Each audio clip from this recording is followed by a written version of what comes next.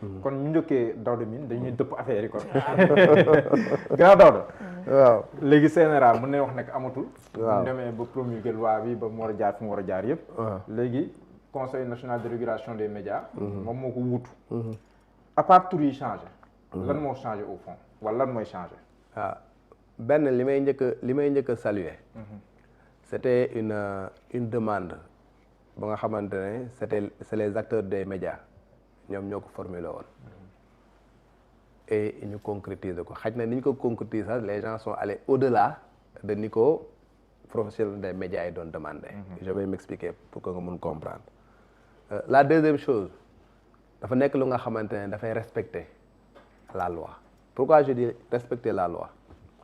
Soo jëlee le code de la presse bu nga xamante ne dañ ko voté en 2017. Parce que le code de la presse ça a suivi un circuit bu nga xamante ne les acteurs des médias bi ñu ko proposé en 2007 c'était dans les tiroirs pendant 10 ans avant que ñu koy voté en 2017. bi ñu ko voté en 2017 le code de la presse a prévu un régulateur bu bees bu nga xamante moo waroon remplacer le CNRA.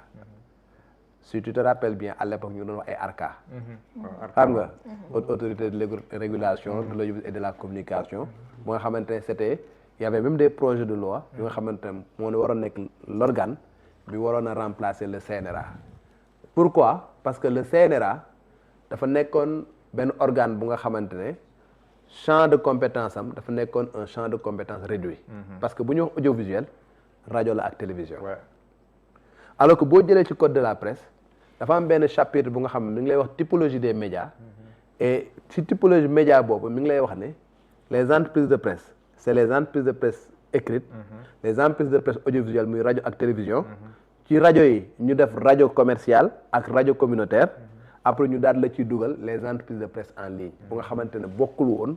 voilà à part de ce moment là yow yokk nga les entreprises de presse la typologie des entreprises de presse nga créer yeneen entreprise de presse nga am yeneen médium yu nga xamante ne dafay ñëw ñu dugg ci législation bi waroon nga am régulateur bu nga xamante également day mën a réguler mooy bàyyi xel loolu ñooñu ñëpp mais malgré le fait que yow nga étendre xam nga na laay koy wax sax na la entreprise de presse yi nga ubbi ba mu mën a am ay entreprise de presse en ligne xam nga mu mën a am ñu nga xamante ne dañuy créer ay plateformes digitales moo am les youtubeurs am les facebookers am ñoo ñëpp te nga am benn régulateur bi nga xamante il ne peut réguler que l'audiovisuel les radios et les télévisions la presse écrite kan moo koy réguler am benn organe ba tey jii ma lay wax ne parce que laa voté nañ ko mais promulgué nañ ko ba tey jii ma lay wax ne tey jii boo amee benn dérive bu nga xamante ne une presse écrite def na ko amul benn organe bu ko mën a réguler au Sénégal bu dul peut-être une infraction bu nga xamante ne diffamation la diffusion de fausses nouvelles mais y a pas un organe bu nga xamante ne mën na réguler c'est durant la campagne électorale que la ñuy étendre xam nga le champ de compétence du CNRA moo tax ngay gis ne à chaque fois pré-campagne bu jotee nga gis CNRA daal di génn benn communiqué pour dire que ñu ngi dugg ci période de pré-campagne et par conséquent il est interdit à la presse dans sa globalité de faire de la publicité xam nga pour ma sàmba ou pour ma demba pour équilibrer ouverture boobu amul woon lu dul ci pré-campagne ak campagne électorale mais à part foofu noonu amul woon benn organe bi nga xamante ne moom moo lay réguler presse écrite amul woon benn organe bu lay réguler la presse en ligne y avait que l'audiovisuel loolu moo tax chaque fois boo daan dégg sanction CNRA Walfadjri Sen TV TFM xam nga wala RFM wala nangam ak nangam rajo ak télévision rek nga daan dégg coupé nañ signalu télé bi wala coupé nañ signalu nangam ak nangam parce que amul compétence bu dul loolu mas ngaa gis CNRA ñu ne tëj nañ na laa koy wax sa journal sangam mosoo koo gis man ngaa dégg CNRA ñu ne tëj nañ site sangam mosoo koo gis parce que amul woon compétence ba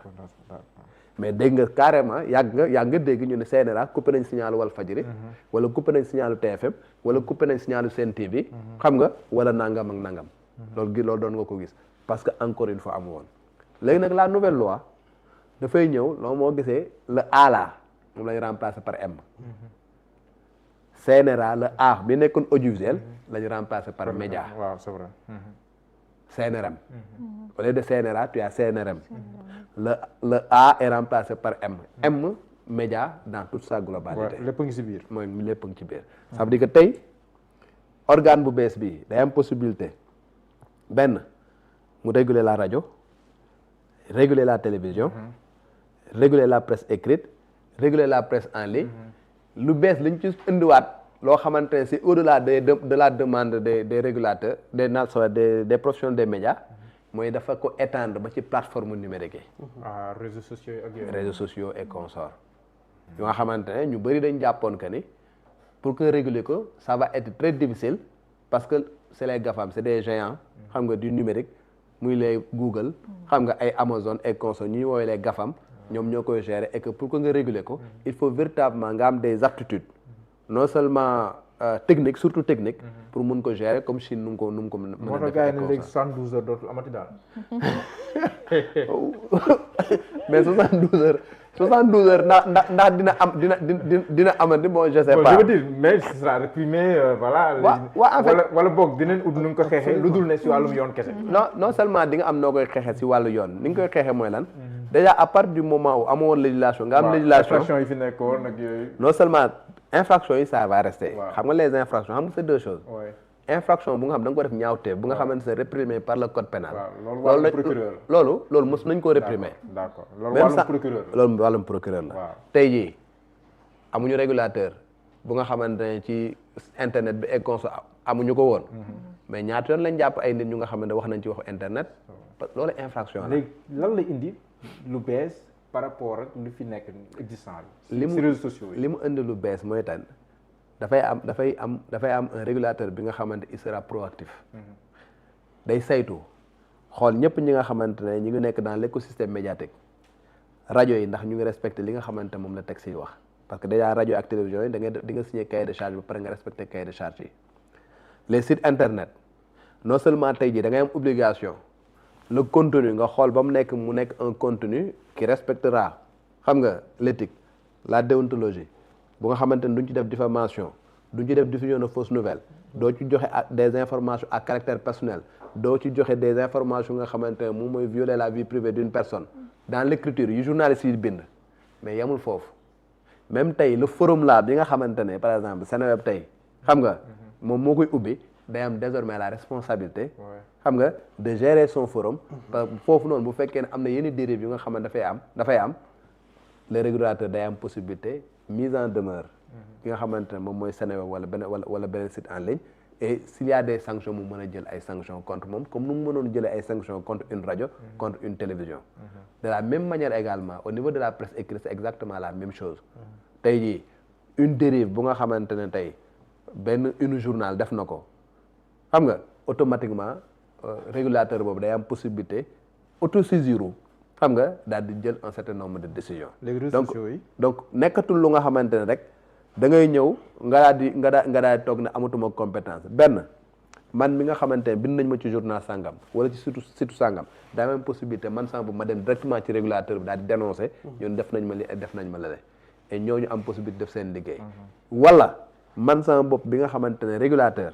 ma rendre compte que ni def nañ benn une bu nga xamante ne dëppoowul ak charte réew mi.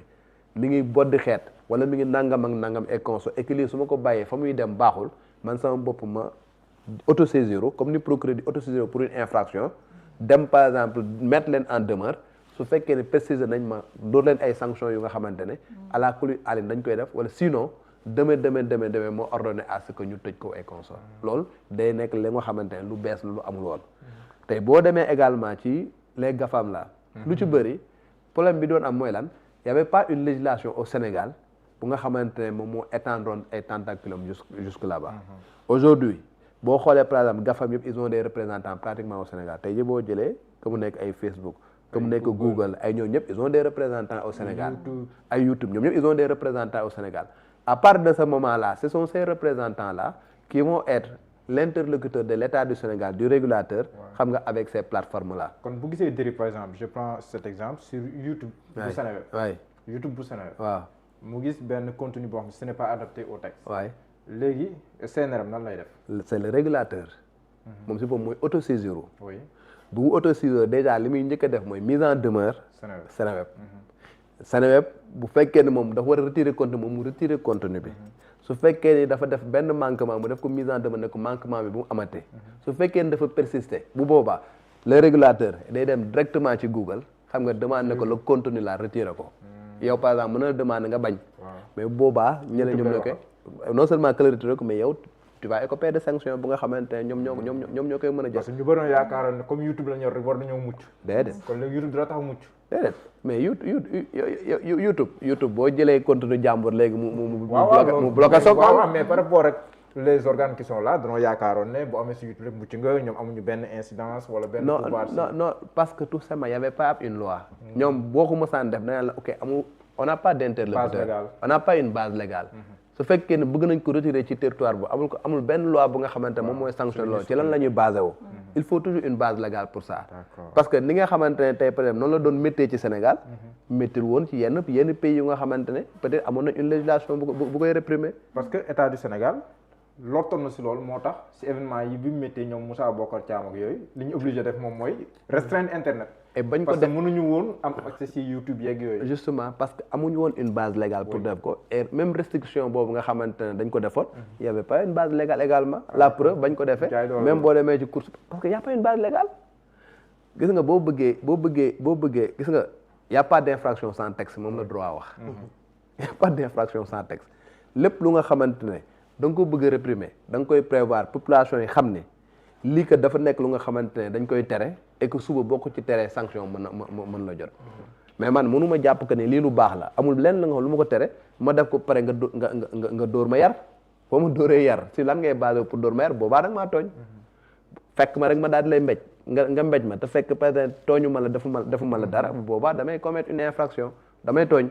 et loolu nag dafay nekk lu nga xam il nous fallait légiférer et puis boo légiférer ba pare nag à partir de ce moment là les populations xam ni on a une législation bu nga xamante ne qui s'applique au Sénégal ñi nga xamante ne ñoom ñooy les GAFAM là xam ni fi nga xamante ne y a des Sénégalais xam nga wala des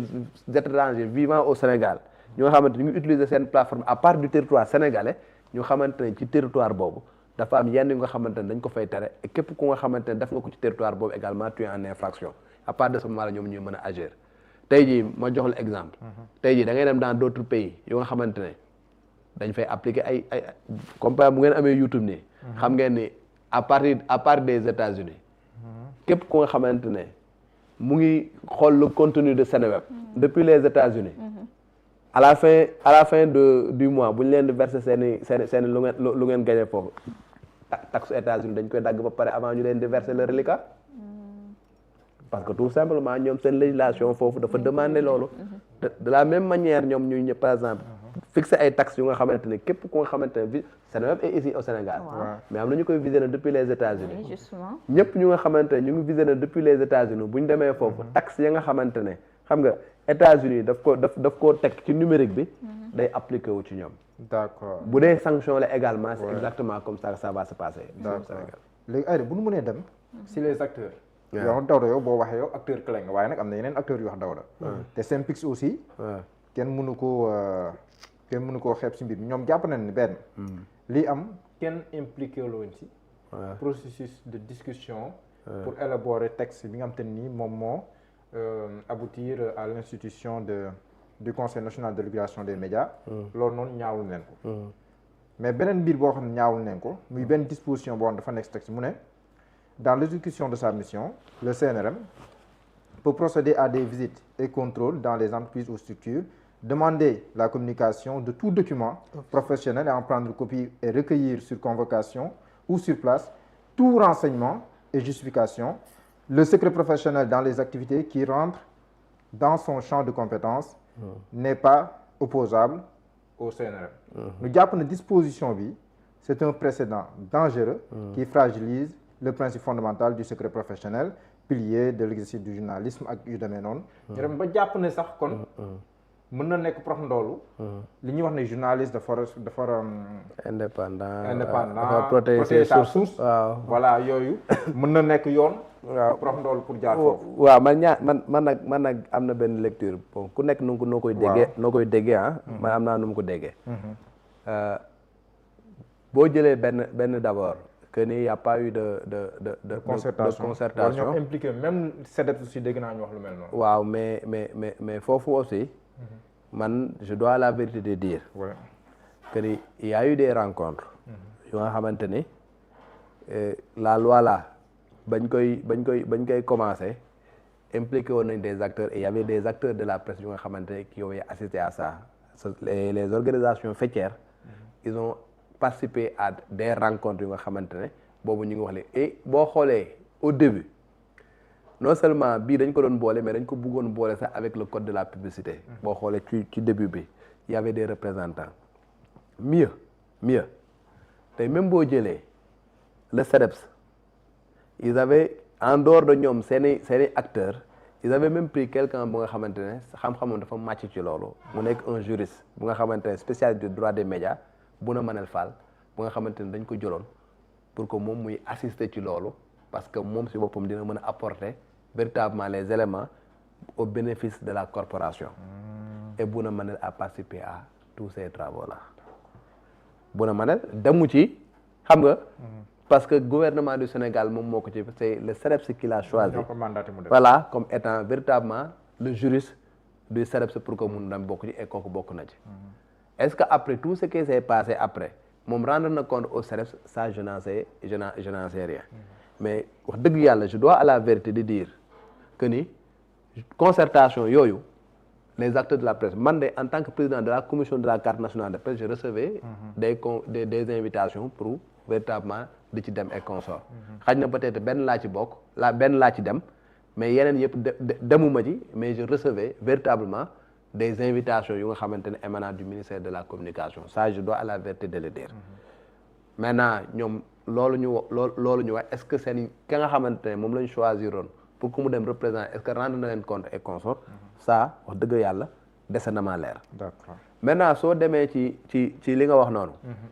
moi je fais la différence entre deux choses entre li nga xamante ne c'est du domaine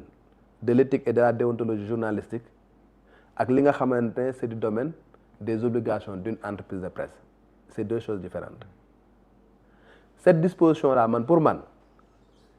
mënumaa tere man en tant que journaliste que ma protéger une information bu nga xamante ne sama source moom moo ma ko jox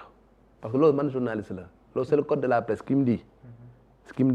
que man journaliste j'ai l'obligation de protéger ma source c'est le code de la presse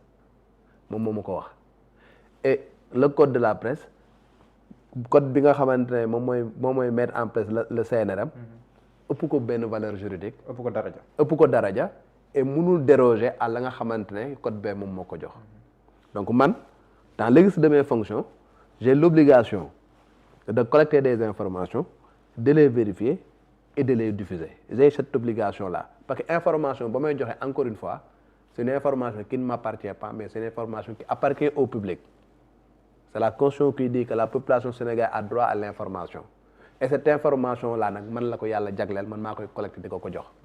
et dans le cadre de ma mission de service public encore une fois même bu fekkee ne je travaille dans le privé dans le cadre de ma mission de service public ñu jox ma ay jumtukaay pour que ma mën a def correctement mon travail tey même boo xoolee la loi sur les lanceurs d'alerte bi ñu voté dernièrement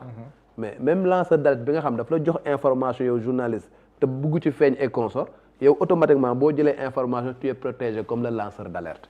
ça veut dire que protection boobu en tant que journaliste tu l'as pour ne pas dévoiler ta source pourvu que l'information nekk une information crédible et mu nekk une information bu nga xamante ne mën nga ko porter sur la place publique maintenant c'est disposition boobu actuellement ni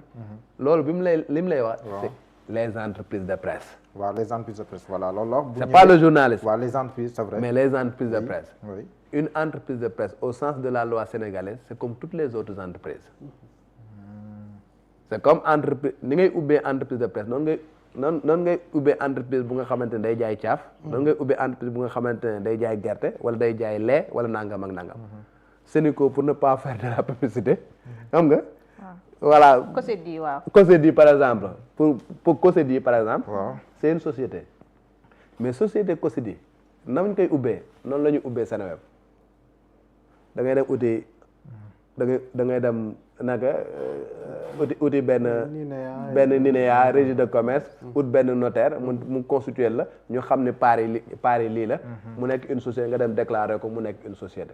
maintenant c'est l'objet de la société qui va différer kii dafa nekk objet pour jaay gerte kii dafa nekk objet pour jaay ndox kii dafa nekk objet xam nga pour dem jaay meew kii dafa nekk objet pour def information c'est la différence c'est la seule différence maintenant nag le régulateur bu bees bi il va pas venir parce que tout simplement da koo neex rek mu ñëw ci Seneweb na ko waa jox ma information sangam jox ma information sangam bu koy def c'est à la recherche xam nga d'une infraction bu nga xam ne parce que y a un manquement qui a été fait au préalable et dans le cadre de sa mission bi nga xam ne autosaisir na dans le cadre de sa mission xam nga de faire en sorte que véritablement entreprise boobu nekk en adéquation avec le respect xam nga des droits yi nga xamante ne moom la signé cahier de charge bi ak la réglementation sénégalaise mu ñëw nag pour saytu maintenant nag dañ ne ko dans le cadre saytu boobu muy ñëw di def tu peux pas yow entreprise nga opposer ko le secret professionnel c'est comme disposition boobu xam nga fan laa ma tey boo demee sur la loi bi nga xamante ne moom mooy wax sur le blanchiment de capitaux la CENTIF bu demee par exemple au niveau des banques di saytu ndax kii blanchir na capitaux et consorts le secret bancaire ne peut pas lui être opposable comprends nga comme genre disposition boobu la mais ça suppose que ñii ñu ngi enquêter sur des soupçons sur nangam ak nangam sur nangam ak nangam donc kële mënu outpasser prérogative daal di xëy rek ñoo ne man Seneweb benn neexuma damay dem auditer ko ça c'est de l'audit mënoo xëy rek nga ne damay auditer Seneweb c'est suite à une infraction wala des dénonciations wala des soupçons d'infraction wala loo xamante ni daf nga ko ne weng xam nga CNRM daal di autosaisir dans le cadre de son enquête bu boobaa nag mu def loolu et ña nga xam ne dañ koy def ils sont assujettis par l'obligation de réserve et que ñoom également xam nga secret professionnel daf leen encadré ba lañ fay découvrir duñ ko bàcc sur la place publique c'est dans le cadre de leur travail dans le cadre de leur enquête. léegi am na benn càkkute bu SYNPICS am xaw ma ndax c'est possible pas nee na état bi sumbaat waxtaan pour ñu revisiter les dispositions controversées ngir mën koo jooyanti loolu ndax mënati na nekk au stade actuel man de je pense que béy wéy na mbuus parce que bu ñu voté ba pare actuellement ni il ne reste que la promulgation de la loi par le président de la République maintenant nag député yi nga xamante ne ñoo nekk assemblée nationale ñi nga xamante d'accorduñ ci loi bi ils ont la possibilité d'attaquer cette loi là au niveau du conseil constitutionnel suñ ko defee le conseil constitutionnel mën na xool ndax la loi là est conforme à la constitution su fekkee defuñu ko ba mu dem les délais de recours épuisé wu à partir de ce moment là président mën na ko promulguer et bu ko promulguer day nekk une loi maintenant possibilité bi amaat rek moom mooy ñu mu demaat ba jëmmi jamono ñu ni ok dañuy bëgg a modifier waa telle disposition ou telle autre disposition mais fi mu toll nii def un projet de loi mu dem assemblée nationale jaar fi mu war a jaar yëpp jaar commission des lois xam nga jaar commission technique jaar plénière ba ñu voté ko ba pare je pense pas que dinañ woote waat ay yeneen concertation pour wax encore que bon dispositions yi ñu jàpp ni par exemple c'est des dispositions yu nga xamante ne controversées ñii dañ ci am xalaat bi ñii am ci xalaat bële d'après ce qu'on vient de voir ak ñu joxe ko comme élément mën nañ jàpp ni CNRM bi manquement yi nga xamante ni doon nañ ko joytu ci CNRA instrument yi war yëpp am nañ ko tey ba nga xam ne lee ñu gisoon parfois ci ay seetaan toog duñ ci indi ay jubbanti wala ay correction bañ am fii man xam nga man lan laa jàpp toujours ay texte la ñun Sénégal on a les meilleurs textes au monde mais la plupart suñu problème xam nga lan la sur la mise en œuvre tey jii moi je considère que ne même li nga xamante ne am na jiixi jaaxa professionnel di ci des médias di xalaat ni voilà prox ndoll et consort tout dépendra de ña nga xamante ne ñoom ñoo fay teg pour ñu appliquer su fekkee ni c'est des gens nga xam ne dañ fa nekk animés d'une très bonne foi et li defar rek moo leen tax a jóg xam nga ils ont véritablement les moyens avec cette loi là de faire en sorte que ñu am une presse assainie une presse responsable xam nga bu nga xamante ne l'intégrité de l'information dafay nekk une réalité au Sénégal ils ont les moyens avec cette loi là on a la possibilité véritablement de protéger les populations sénégalaises dans leur globalité par rapport ak l'information et par rapport même aux dérives yu nga xamante ne mën na jóge au niveau interne comme au niveau international on a la possibilité avec cette disposition là xeex li nga xamante mooy discours de haine xam nga délation beeg ak nanga ak saaga yeeg ak xastaate bi ak consort cet organe là a la possibilité de faire son travail maintenant nag les lois sont faites par des hommes s'appliquent sur des hommes et sont appliquées par des hommes tout dépendra des personnes yu nga xamante ne dañ leen fay teg pour véritablement ñu doxal liggéey boobu dans une même affaire dans une même entreprise di nga fa teg benn nit mu jubal dans l'entreprise nga tegaat fa keneen également mu dëngal et pourtant c'est les mêmes textes moom la ñu appliqué donc la dimension humaine est très importante maintenant nag on a dit que ni appel d'offre lay doon que képp ku nga xamante ne voilà appel à candidature boobu waaw la ñuy def képp ku nga xamante ne jàpp nga ne sa xam-xam màcc na ci am nga ci probité morale am yaakaar nga ni boo demee di nga fa mën a def liggéey bi nga xamante ne war nga ko faa liggéey su la intéressé mën nga dem nga déposer à partir de ce moment le comité dépouillé et le président de la République va choisir parmi la shortlist bi nga xam ne dañ ko koy jox mais yaakaar naa am naa je prie boobu ña nga xamante ne yëkkati nañ seen loxo ñor jox leen la dinañ xam la ñuy def am nañ xarañteef bi am nañ probité morale dinañ tëdd ndey ji cheikh ba nga xamante ne bu ñu fa nekkee dinañ def lu nga xamante ne dañ koy def non pas pour la corporation mais pour la population sénégalaise parce que ci cappaandaw ga liggéey ba du liggéey pour journalistes yi liggéey pour population sénégalaise yi parce que même les journalistes seen liggéey c'est pour la population sénégalaise man loolu mooy lu nga xamante ne wax dëgg yàlla loolu laay wax par rapport à ça d'accord Daouda mais Daouda cas pratique comme ni ngeen koy waxee yéen fac droit léegi ku nekk bitim réew di def say live mën na koo jaaree si plateforme bu nekk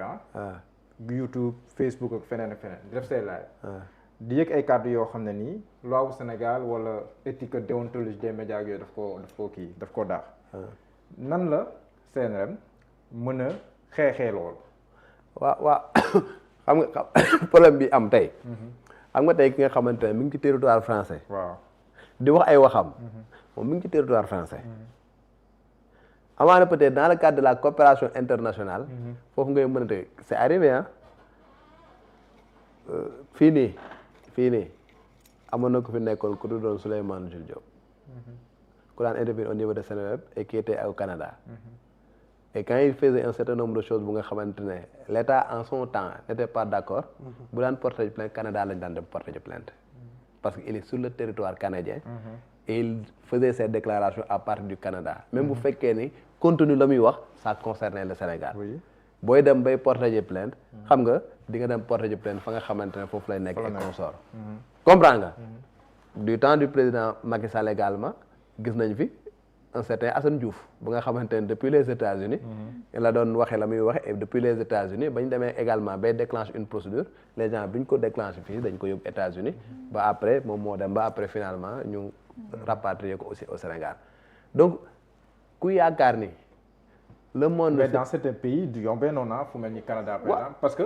yëkki yenn kàddu yi ni nga koy jàppee fi lu garaaw si réew yooyu garaawul noonu waaw non loolu difficulté foofu laay wax xam nga foofu yow yaa ngi wax en terme d'infraction waaw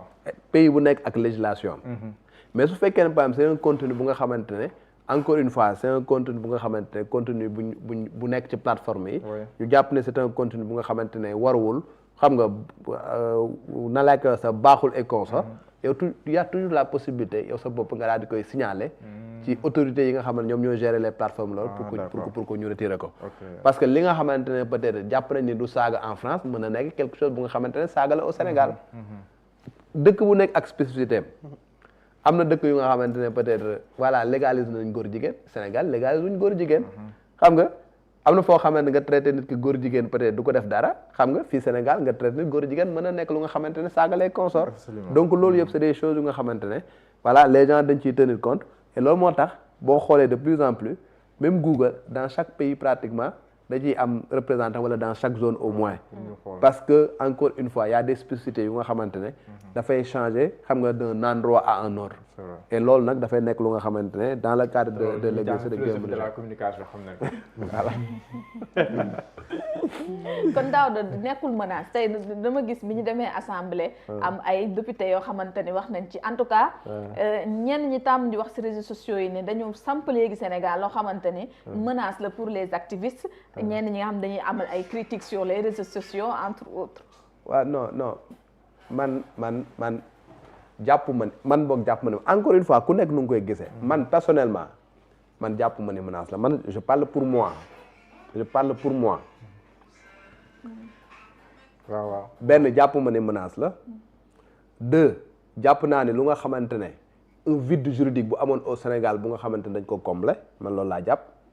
loo xamante ne encore une fois ñun acteurs ñoo doon wax ne le CNRA était obsolète ñun ñëpp on l'a dit xam nga on a toujours dit que le CNRA était obsolète depuis 2017 laa lay wax on est en 2026 donc si aujourd'hui on a une loi bu nga xam moom mooy changer le CNRA man personnellement même bu fekkee ne c'est une loi bu nga xamante ne mën na am peut-être un certain nombre d'imperfections parce que la perfection n'existe pas dans ce monde là man pour man déjà moi je salue cette avancée là man dama koy saluer maintenant encore une fois la may wax également mooy loi ba dañ koy appliquer ak ña nga xamante ne ñooy chargé appliqué wu loolu noonu nag moo ñuy mën a renseigner après ndax loi ba xam nga nekk na lu baax wala nekk lu baax et après on aura toujours la possibilité de joyante parce que encore une fois un livre kenn du ko juger ci couverture am il faut nga dem ubbi livre ba xam nga daal di xool et puis de prime abord on peut pas dire que lii baaxul et puis ñu rejeter systématiquement nañu bàyyi mu dem bu ñu bàyyi mu dem xam nga dans la pratique on se rendra compte que ni wax dëgg yàlla ñun yaakaar nañu lii baax na mais gis nañu par exemple y a tel livre y a tel nangam y a tàngam ak nangam et bu boobaa lu ñuy mën a changer ñu changer ko et nos textes au Sénégal on peut les changer à tout moment on a un code pénal qui date de 1967 ñaata yoon lañ changer suñu code pénal dans beaucoup de dispositions moment bi ma lay wax ni la semaine prochaine on va changer la disposition l'article 319 buy wax par exemple ci affaire acte contre nature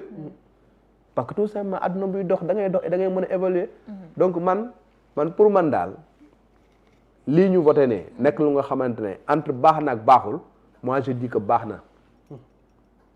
maintenant nag dans la pratique dinañ xam ndax véritablement jeexi jaaxa yi am wala appréhension bi nit ñi am et consort c'est quelque chose qui est fondé wala qui n'est pas fondé et man nag tout dépendra véritablement de ña nga xamante ne ñoom ñooy chargé doxal ko wallaay suñ fekkee ne bëgg nañ véritablement doxal ko pour le bénéfice de la population sénégalaise ils ont les moyens doxal lañ ci war a maintenant nag ñooñu nga xam ñoo ko war doxal il va falloir qu'on leur donne les moyens humains qu'il faut parce que monitoring dafay war a am à la kulli alin il faut qu'ils aient les moyens humains il faut qu'ils aient les moyens techniques pour véritablement def liggéey bi nga xam moom la ñuy xaar ci ñoom parce que li ñuy xaar ci ñoom lu bëri la mais il faut également que ñu jox leen les autorités ñi nga xamante ne ñoom ñoo initier cette loi là ñu jox leen les moyens nga xamante nañ mën def seen liggéey convenablement mais jàpp naa ni daal lu baax la jusqu'à preuve du contraire. d'accord kon Mouhamed mën nañ dem ci docteur. waaw mën nañ dem ci docteur. borom philosophie de la communication docteur par rapport à exposé bi Daouda Mine def ban appréciation par rapport à li mu wax yëpp entre le CNRA